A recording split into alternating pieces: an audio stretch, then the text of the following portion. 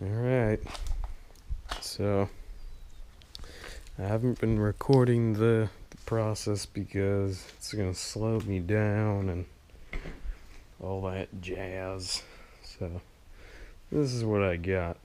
So let me explain. So far the working mechanics that I have is the throttle. Yeah. This is quite the story of how I got. See how it's bent? The brakes, I gotta get a little a screw or something for it, but because the other one broke, I had a screw and it broke. So the brakes, no use right now. Kill switch. So yeah, here's the kill switch all connected. I was gonna solder them together, but you know, the clips are there, so why not?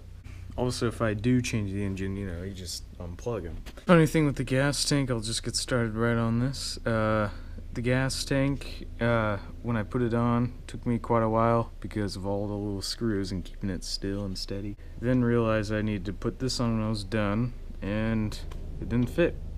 So this was in the way when I was trying to screw it in. So what I did was I took it apart and screwed it in like that way, and it worked halfway. And then I realized, okay, you know what, I'm just gonna take this thing off and put it on. So yeah, that's what happened. Tire. Well, it's at the bike shop because there's a coaster brake arm on it that I don't want. Do not want a coaster brake arm. And easily, you're probably like, oh, well, you're too lazy to take it off or something. It wasn't that, it was the fact that you couldn't take it off. So, you know, you need some professionals to do that, but they couldn't even get it off. So basically the whole intersection of the tire is going to be replaced with a single, you know, just freewheeled. I took the flyweight off. The only reason why I did that was because this was in the way of the transmission that I did want to use, the fat one over there. Let me just show you what happened.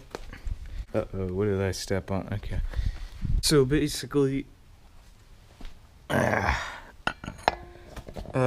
neighbor and I, actually mainly my neighbor, but he filed down these nuts. Got him!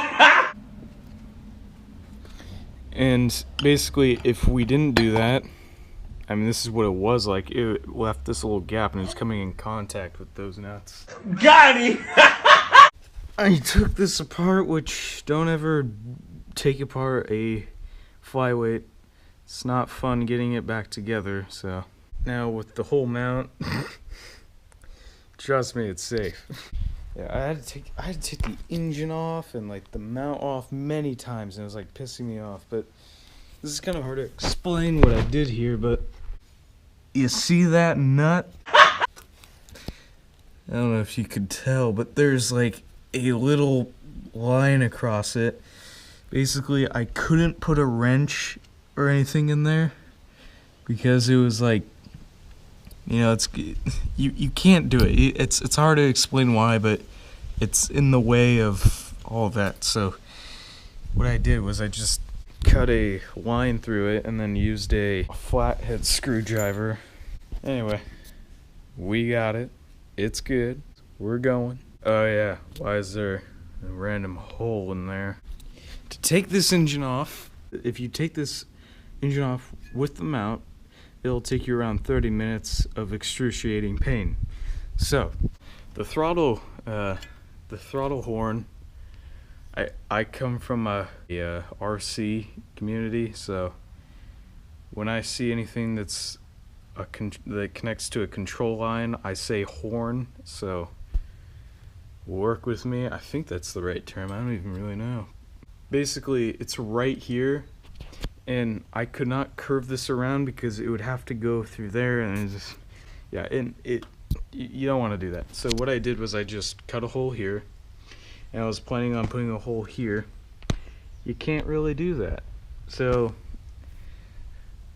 unless if you took this off, which I really did not want to do that. It just, I don't even want to think about taking this thing off again. It's terrible.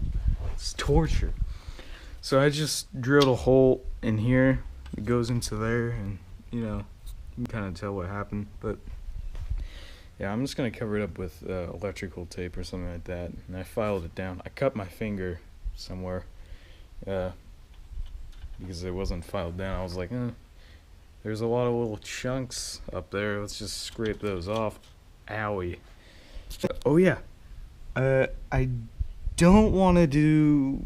It's not really that I don't want to do it, but I'm not gonna have pedals, at least for now. Let's just see how it goes with just raw engine.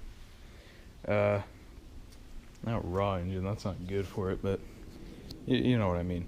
The pedals the extension pedals don't fit, and